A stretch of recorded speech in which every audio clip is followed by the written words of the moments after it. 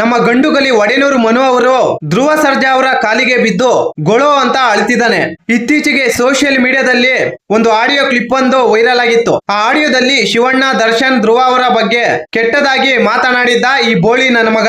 ಶಿವಣ್ಣ ನಮ್ಮನೆ ದೇವ್ರು, ಯಾರೋ ಬೇಕು ಅಂತಾನೆ ನನ್ನನ್ನು ತುಳಿಯೋಕೆ 50,000 ಖರ್ಚು ಮಾಡಿ ಫೇಕ್ ಆಡಿಯೋ ಕ್ರಿಯೇಟ್ ಮಾಡಿ ವೈರಲ್ ಮಾಡಿದ್ದಾರೆ ಅಂತ ಈ ಬೋಳಿ ನನ್ನ ಮಗ ಬೊಗಳಿದ್ದ.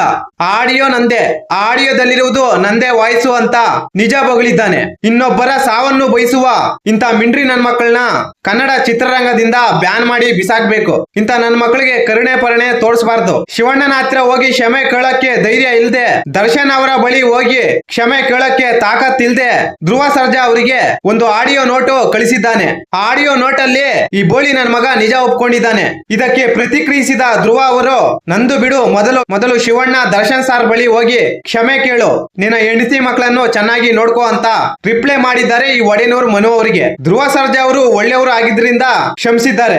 ಶಿವಣ್ಣ ಕೂಡ ಕ್ಷಮಿಸಬಹುದು, ಆದ್ರೆ ನಮ್ಮ ಡಿ ಬಾಸ್ ಮಾತ್ರ ಯಾವುದೇ ಕಾರಣಕ್ಕೂ ಈ ಒಡೆನೂರು ಮನುನ ಯಾವುದೇ ಕಾರಣಕ್ಕೂ ಕ್ಷಮಿಸಲ್ಲ. ಈ ಮಾಹಿತಿ ನಿಮಗೆ ಇಷ್ಟವಾಗಿದ್ದರೆ ಶಿವರಾಜ್ ಇನ್ಫೋ ಯೂಟ್ಯೂಬ್ ಚಾನಲ್ಗೆ ಸಬ್ಸ್ಕ್ರೈಬ್ ಮಾಡಿ, ಸಪೋರ್ಟ್ ಮಾಡಿ. Thank you for watching. ಧನ್ಯವಾದಗಳು.